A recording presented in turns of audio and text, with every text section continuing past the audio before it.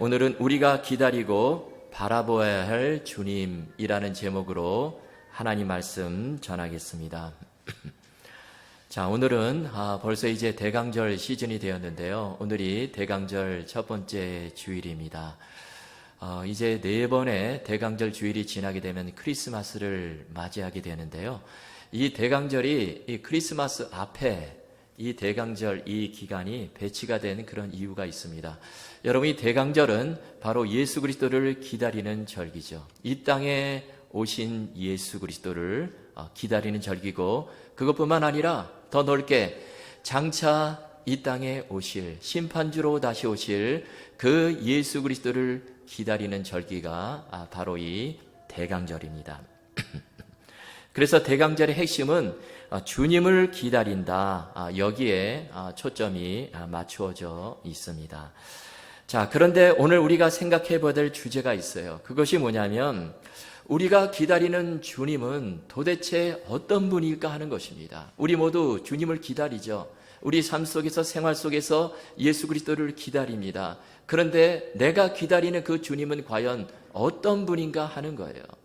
혹시 여러분 한번 생각해 보십시오. 우리가 살면서 내가 지금 주님을 기다리며 특별히 어려운 일, 힘든 일 만날 때 우리는 주님께서 우리를 간절히 도와주시기를 기다리시는데 혹시 다른 주님을 우리가 기다리고 있지는 않은가, 그것을 생각해 볼 필요가 있다라는 것입니다.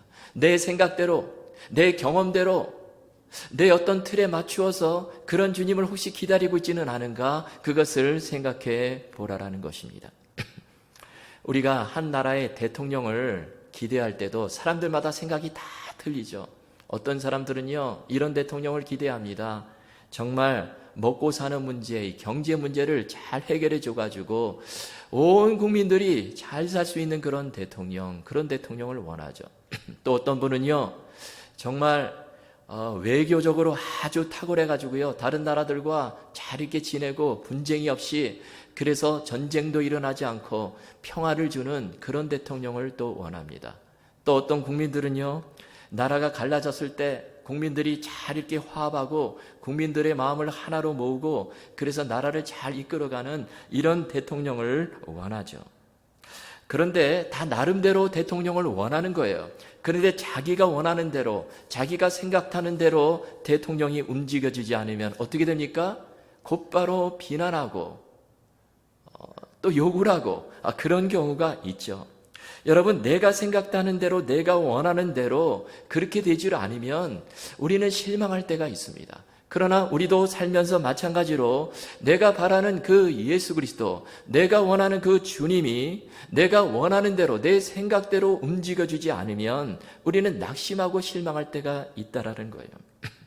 오늘 본문에도 보면 이와 비슷한 일이 벌어지고 있습니다.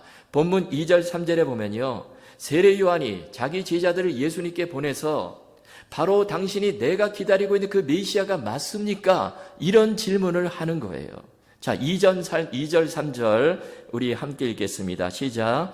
요한이 옥에서 그리스도께서 하신 일을 듣고 제자들을 보내어 예수께 여짜오되 오실 그이가 당신이오니까 우리가 다른 일을 기다리오리까. 아멘. 지금 세례 요한이요, 메시아 예수님이 나타나셨는데 저 예수님이 과연 내가 기다리는 그 메시아, 그분이 맞는가 의문을 품고 있어요.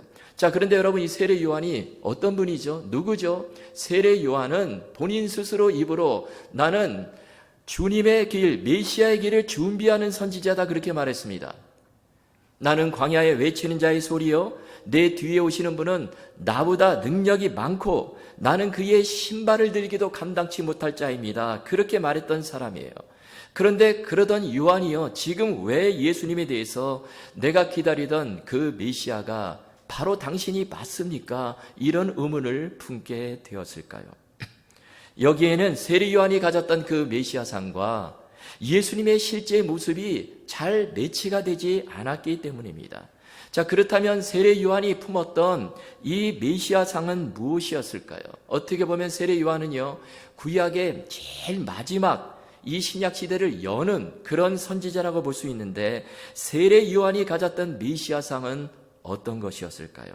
이미 말씀드렸지만 마태복음 3장 11절에 보면 세례 요한이 이렇게 말합니다.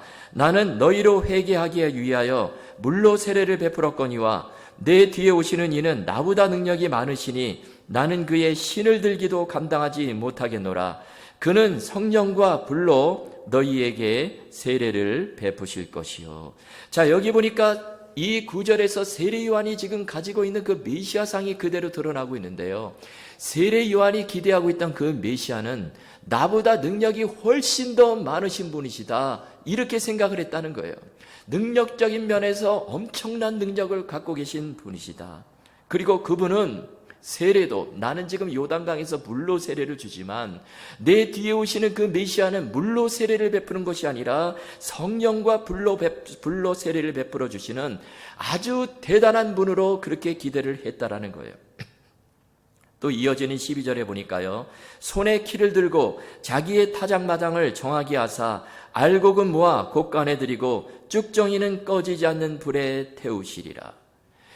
이제 오실 이 메시아는요, 알곡과 쭉정이를 완전히 분리하고 쭉정이는 그냥 지옥불에 던져가지고 태워버리는, 불의를 참지 못하시고 곧바로 이 세상을 심판하시는, 이 세상을 바로잡아 주실 그런 메시아를 기대했다는 거예요. 그런데 그 메시아가 와서 보니까 그런 것 같지가 않아요. 또 이런 생각해 보니까 세례 요한도요, 지금 이러한 메시아상을 가지고 있으니까 자신도 지금 어떻게 보면 이 세상에 대해서 더 기대할 것이 없습니다.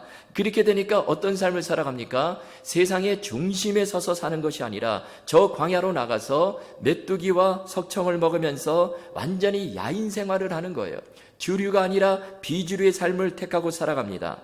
그리고 자신에게 요단강에 세례를 받으러 오는 이 바리새인들과 서기관을 보고 뭐라고 말하죠? 독사의 자식들아 회개하라, 이런 독서를 베풀면서 날카롭게 비판을 해요. 여러분, 세례 요한이 이렇게 지금 광야에서 빈들에서 야인 생활을 하며 어떻게 보면 정말 남들과 완전히 구별된, 이렇게 기인에 가까운 이런 삶을 살 수밖에 없었던 이유가 있었는데, 그것은 바로 메시아에 대한 강한 기대감이 있었기 때문에 그렇습니다. 메시아가 오면 정말 아주 공의로운 세상이 펼쳐질 것이다, 새로운 세상이 펼쳐질 것이다, 그 메시아가 와서 반드시 이 세상을 심판하고 불의가 판치는 세상이 아니라 정말 잘 사는 세상, 그런 세상을 만들어줄 것이다, 그런 기대감을 가졌다라는 것입니다. 그런데 그런 메시아가 실제로 나타나는데, 그런데 세례 요한이 기대했던 현실은 그렇지 않죠. 현실은 조금도 꿈쩍하지 않아요. 전혀 나아지질 않습니다. 여러분, 이때 당시에 지금 세례 요한이 어디에 있습니까? 2절 앞부분을 보시면 그는 옥에 갇혀 있어요. 이때 당시에 옥은요, 두 발이 쇠사슬에 묶이고 그렇게 갇히고 한번 들어가면 전혀 나올 수도 없는 그런 옥인데요. 그런데 세례 요한 자기 처지를 보니까 자기가 지금 옥에 갇혀 있어요. 자기가 그래도 주님의 길을 예비하면서 그렇게 선지자로 살았는데, 그런데 옥에 갇히고 저 메시아 예수 그리스도가 이 옥에서 나를 좀 풀어줄 것 같은데 그런 기미도 전혀 보이질 않습니다. 그리고 세례 요한이 기대했던 대로 정말 메시아가 나타나서요, 알곡과 쭉정이를 가르고 쭉정이는 그냥 꺼지지 않는 불에 던져버리고 정말 새로운 세상을 건설하는 그런 움직임이라도 조금 나타나야 되는데, 그런데 전혀 그런 기미가 보이질 않아요. 들려오는 소식은 예수님께서는 저 예루살렘에는 얼씬도 하지 않으시고 저 변방 갈릴리에서 병든 자를 고쳐주시고요, 그냥 사람들을 모아놓고 거기서 그냥 말씀을 가르치시는, 어떻게 보면 너무나 약해 보이는 그런 소식만 들려오고 있다라는 것입니다. 세례 요한 보기에 예수님이 자기가 기대했던 대로 움직이시질 않으세요. 이렇게 되니까 지금 세례 요한이 제자들을 예수님께로 보내서 당신이 내가 기다리던 그 메시아가 맞습니까? 아니면 내가 다른 분을 기다려야 합니까? 이렇게 물었다는 것입니다.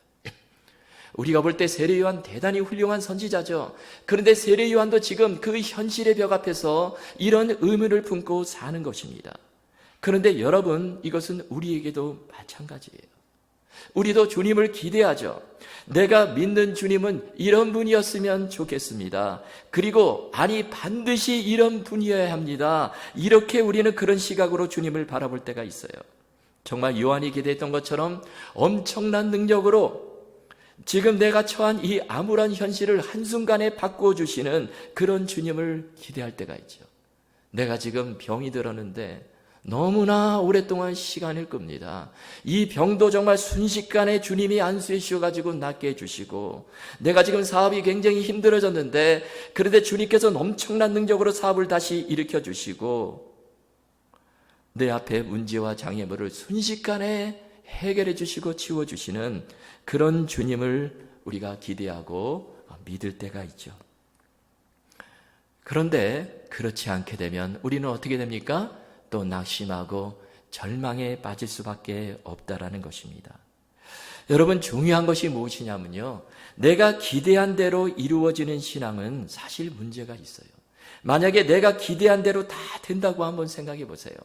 내게 지금 돈이 없는데 기도하면 돈이 생기고요, 내가 지금 암에 걸렸는데 기도하면 즉시 암에서 고침을 받고, 이렇게 되면 사실 내가 하나님이고 하나님은 내가 지시하는 대로 움직이는 그런 존재로 전락할 수밖에 없다라는 것입니다. 그래서 여러분, 여기서 중요한 것이 무엇입니까? 정말 중요한 것은 내 마음대로 주님을 움직이는 것이 아니라 우리 메시아이신 예수님께서 원하는 대로 우리가 움직여지는 것이 중요해요. 여러분, 우리가 살면서 정말 하나님을 온전히 믿고 있다면 사실 문제될 것이 하나도 없습니다. 우리 주님은 능력의 주님이시고 메시아 주님이신데 우리 주님께서 알아서 책임져 주시고 우리의 모든 길을 인도해 주시고 모든 것을 합력해서 선을 이루어 주시기 때문에 그렇습니다. 그래서 우리가 평소에 기대하고 있는 나도 모르는 사이에 우리가 기대하고 있는 그 주님, 그 시각을 좀 바꿀 필요가 있는데요. 여러분, 우리는 어떤 주님을 우리 삶 속에서 기다려야 할까요? 우리가 물론 이 성경 말씀 읽으면 우리도 다 알죠. 예수님이 어떤 분이신가 우리는 다 압니다. 그러나 우리가 현실의 벽 앞에서는 이 성경이 우리에게 제시해 주시는 그런 예수님이 아니라 다른 주님을 나도 모르게 그렇게 기대하며 살 때가 있다라는 거예요. 여러분, 그렇다면 우리가 지금 세상 살아가고 있는데요, 우리가 이 엄청난 현실의 벽 앞에서 우리가 일상생활 속에서 우리가 기대하고 붙들어야 될 그 주님은 누구일까요? 오늘 두 가지로 제가 말씀드리겠는데요. 첫째는 우리가 꼭 기억해야 될 것, 우리 주님은 우리에게 가장 좋은 것을 이미 주신 분이시다라는 것입니다. 이것을 꼭 생각하라는 거예요. 여러분, 우리 주님은 우리에게 가장 좋은 선물, 최고의 선물을 이미 주셨어요. 그것이 무엇일까요? 그것이 바로 영원한 생명입니다. 할렐루야. 예, 우리에게 영원한 생명, 영생을 이미 선물로 주셨어요. 이것보다 더 큰 선물이 없습니다. 우리는 최고로 좋은 선물을 이미 받은 자들이에요. 그런데 우리는요, 이미 세상 속에서 우리가 살면서 우리 예수님께서 우리를 위해서 최고로 좋은 선물, 영생을 이미 우리에게 주셨는데 그것을 이미 받은 자들인데, 그런데 이것을 생각하지 않고 삶 속에서 내가 좀 원하는 대로 이루어지지 않는다고 낙심하고 절망하고 그렇게 살 때가 많다라는 것입니다. 여러분, 그리고요, 우리 예수님께서 이 생명을, 영생을 그냥 주셨습니까? 그냥 받아라 이렇게 주셨어요? 그렇게 주신 것이 아니시죠. 예수님께서 우리에게 영생을 어떤 방법으로 주셨습니까? 자신의 목숨을 십자가에서 내어 주심으로 예수님께서 엄청난 고난을 당하시고 모욕당하시고 멸시당하시고 그리고 양손과 양발에 못이 박히시고 머리에는 가시관을 쓰시고 옆구리에 창을 찔리시고 이런 엄청난 고난을 당하시며 우리에게 영원한 생명을 선물로 주셨다라는 것입니다.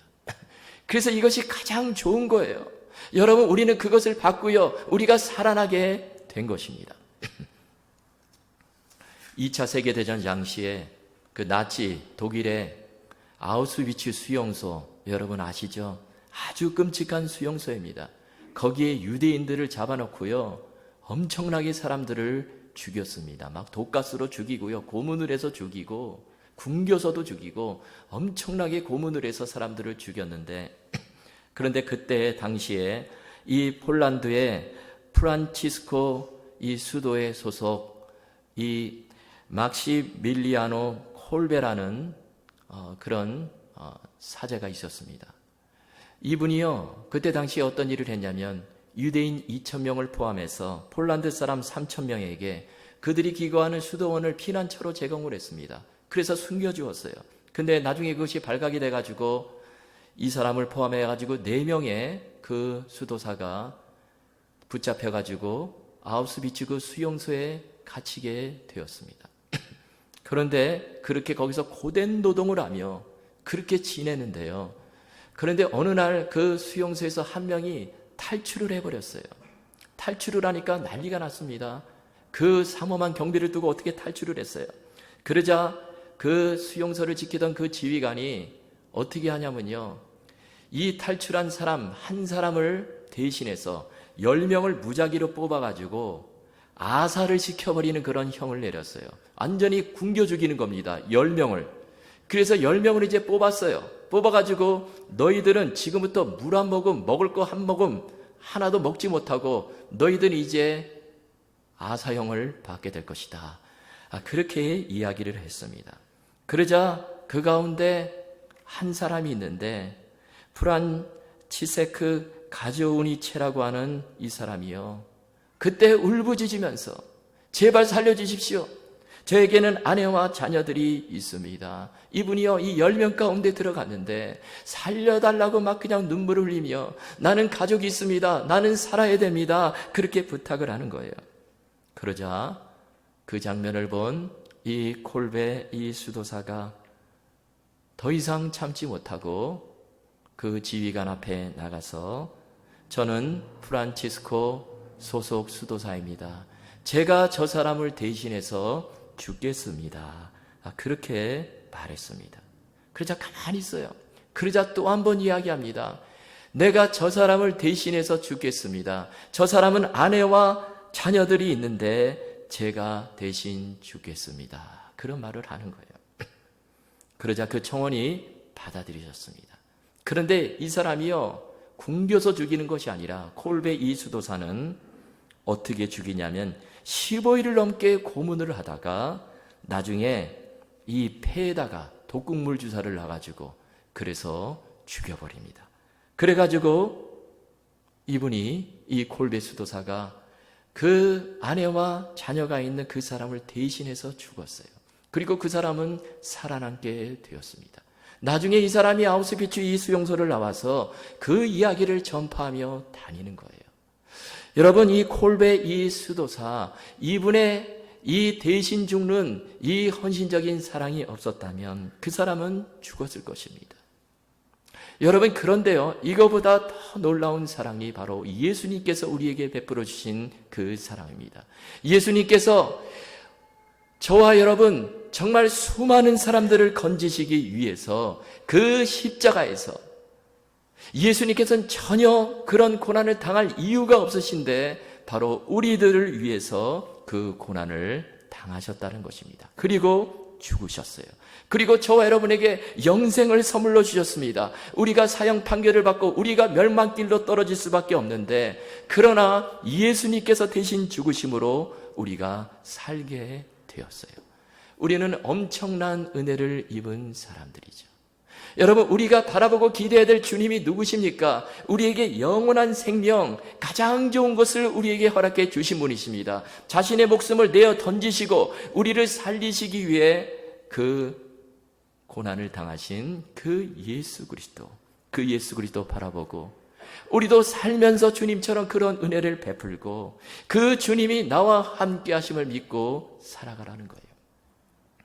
여러분, 우리가 살면서 높은 현실의 벽 앞에서 좌절하고 낙심하는 것이 아니라 우리에게 가장 좋은 최고의 선물, 영원한 생명, 그리고 천국을 우리에게 허락해 주신 그 주님 날마다 바라보시고 모든 어려움 다 이기실 수 있기를 주님의 이름으로 축원합니다.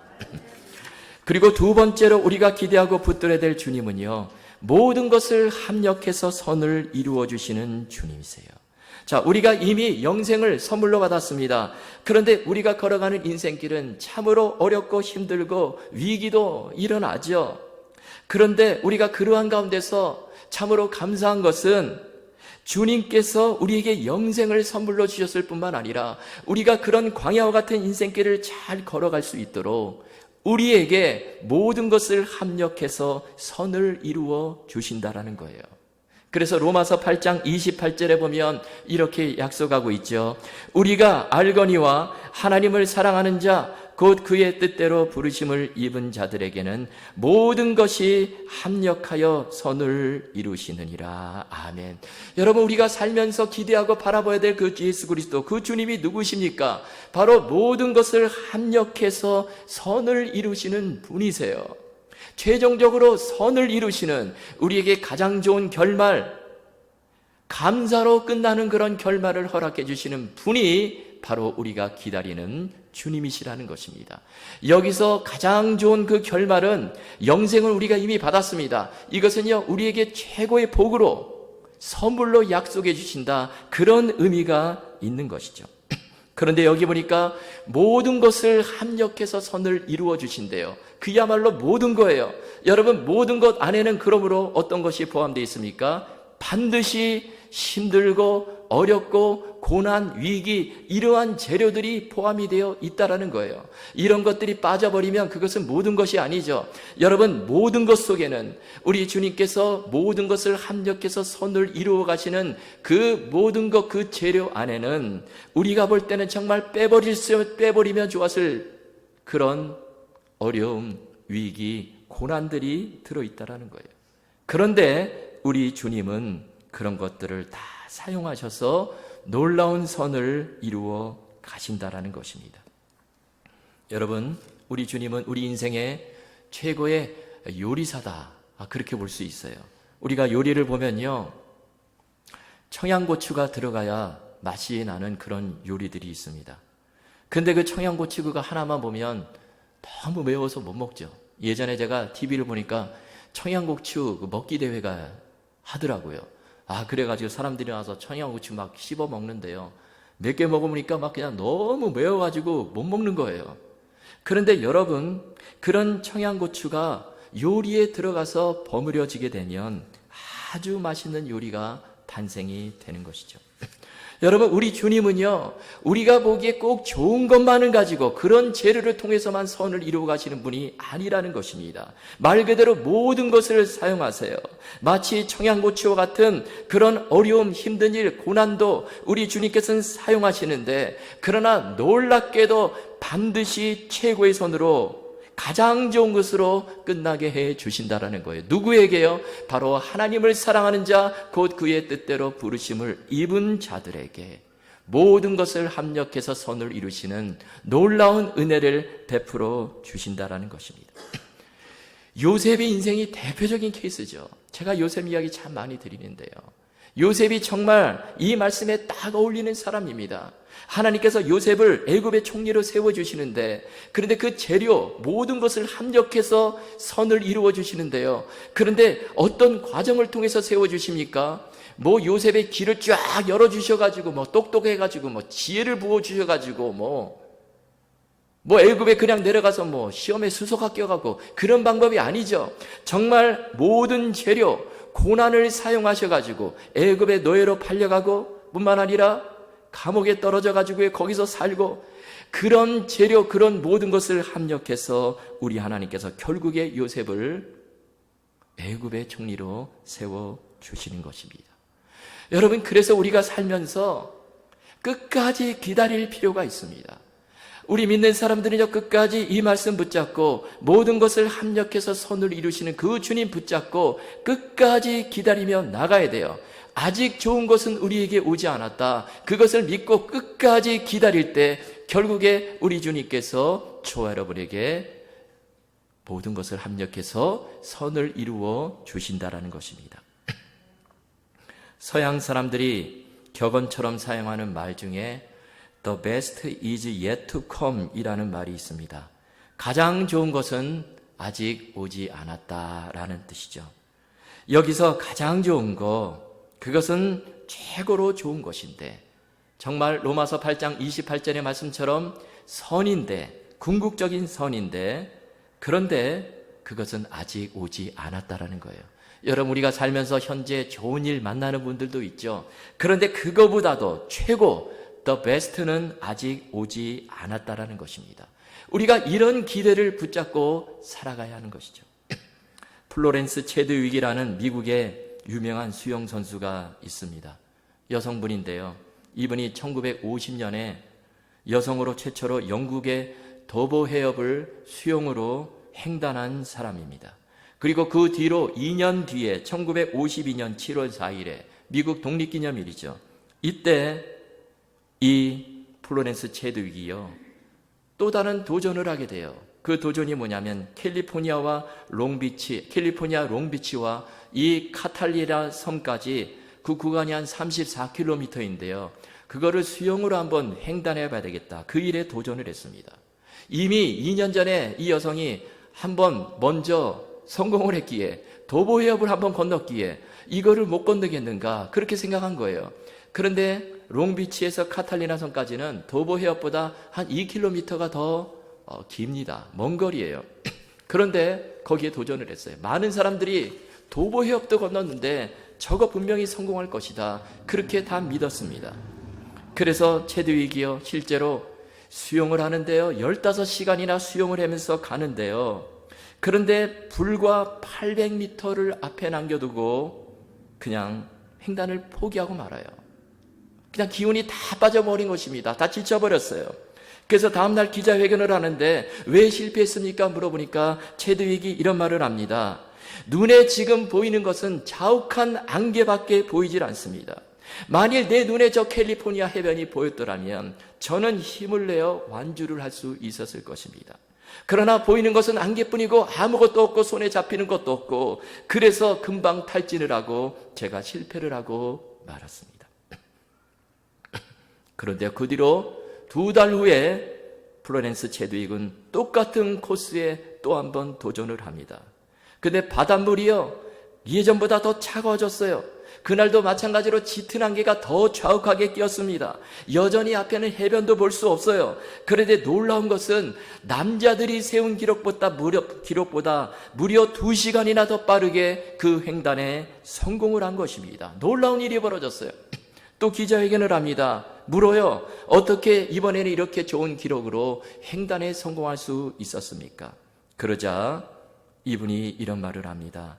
오늘도 마찬가지로 날씨도 굉장히 안 좋고 바닷물도 차갑고 그리고 안개도 자욱했지만 제 마음속에는 이미 캘리포니아 해변을 보고 수영을 했습니다. 그 목적지가 분명하기에 그 목적지를 내 마음속에 그리며 그렇게 수영을 했더니 이렇게 좋은 기록으로 횡단을 할 수 있었습니다. 그런 말을 했다라는 것입니다. 여러분, 첫 번째 도전에서 실패하고 두 번째 도전에서 승리할 수 있었던 그 비결, 그 차이가 무엇일까요? 두 번째 비결에서는 그 목적지를 마음에 그린 거예요. 캘리포니아 해변을 완전히 생생하게 사진처럼 마음속에 담고 수영을 그랬더니 성공할 수 있었다는 것입니다. 여러분, 여기에 우리 놀라운 신앙생활의 열쇠가 있습니다. 우리도 마찬가지예요. 로마서 8장 28절 이 말씀을 붙들고 살아가는 사람과 그렇지 않은 사람은 엄청난 차이가 있다는 거예요.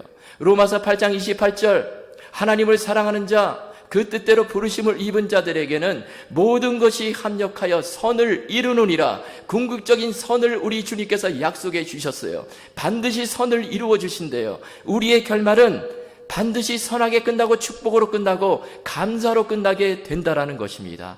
그 선을 약속해 주셨는데 그 선, 주님께서 약속해 주신 그 좋은 결말을 마음속에 새기고 마음속에 품고 그 선하신 주님 바라보며 우리 앞에 여러 가지 정말 어려운 현실들, 장애물, 위기, 그런 것들이 수없이 다가오지만 그러나 최종적으로 우리 주님께서 우리에게 주실 그 귀한 축복 결말을 우리가 기억하며 끝까지 주님 붙들고 나간다면 우리가 넘어지지 않고 우리가 믿음의 승리의 길을 걸어갈 수 있다라는 것입니다. 그리고 더 놀라운 것이 있어요. 여러분, 그것이 무엇입니까? 우리 주님께서 약속해 주시죠. 지금 내가 네가 걸어가는 그 인생길에 늘 함께해 주시겠다. 이 약속의 말씀을 우리에게 주시는 것입니다. 주님은 지금도 우리의 손을 꼭 잡고 우리 인생길에 동행해 주신다라는 거예요. 여러분, 이 사실을 절대로 잊으면 안 되는 것입니다. 아프리카 선교의 아버지라고 불리우는 데이빗 리빙스톤이 있는데요. 이분이요, 평생토록 붙잡았던 성경 말씀이 있었는데 그 말씀이 우리가 잘 아는 말씀, 마태복음 28장 20절 말씀입니다. 볼지어다 내가 세상 끝날까지 너희와 항상 함께 있으리라 하시니라. 이 리빙스턴이요, 이 말씀을 읽을 때마다 이런 생각을 했다고 합니다. 예수님은 이 세상의 그 어떤 사람들보다 제일 진실하신 분이시다. 그 예수님은 절대로 거짓말하지 않으시는 분이시다. 그 예수님은 정말로 그야말로 신사다. 그런 까닭에 나는 이 말씀을 문자 그대로 믿겠다. 그러므로 내가 아프리카에 가게 되면 주님이 나와 함께 하심이 분명해. 리빙스턴은 이 확신을 가지고 그 검은 대륙 아프리카에 건너가서 주님과 함께 일생을 보냈다고 합니다. 때로는 정말 외롭죠. 고독하죠. 너무 힘든 일도 많이 있습니다. 그러나 그때마다 이 말씀을 떠올리는 거예요. 내가 세상 끝날까지 항상 너와 함께할 것이다. 또 그 주님을, 그 말씀을 주신 주님을 날마다 바라보는 것입니다. 그 예수 그리스도 그 주님을 날마다 시선 고정시키고 그 주님만 쳐다보고 살아가는 거예요. 여러분, 이것이 바로 신앙생활을 승리로 이끌 수 있는 놀라운 비결이죠. 우리도 마찬가지입니다. 여러분, 주님이 지금도 우리와 늘 함께 하시고 주님도 우리에게 똑같은 말씀을 주세요. 볼지어다 내가 세상 끝날까지 너희와 항상 함께 하겠다. 여러분, 이 말씀 우리가 붙잡으시고요, 기억하시고요. 우리가 지금 광야 인생길 걸어가고 있는데 수없이 어려운 문제들이 우리 앞에 일어나지만, 그러나 모든 것을 합력해서 선으로 이루어 주시는 그 주님 바라보시고, 그리고 더 큰 축복은요, 이미 우리는 가장 좋은 것을 선물로 받았어요. 우리는 이미 영원한 생명을 선물로 받았습니다. 지금 죽어도 우리는 천국에 가는 거예요. 이 놀라운 축복이 우리에게 주어졌습니다. 여러분, 이 사실 늘 기억하시고 우리 지금 대강절에 오늘 주신 이 말씀대로 우리에게 가장 좋은 것을 이미 허락하신 주님, 그리고 모든 것을 합력해서 선을 이루시는 그 주님 바라보시고, 그 주님 기대하시고, 그 주님 붙드시고 승리의 길 다 걸어가시는 저 여러분 다 되실 수 있기를 주님의 이름으로 축원합니다.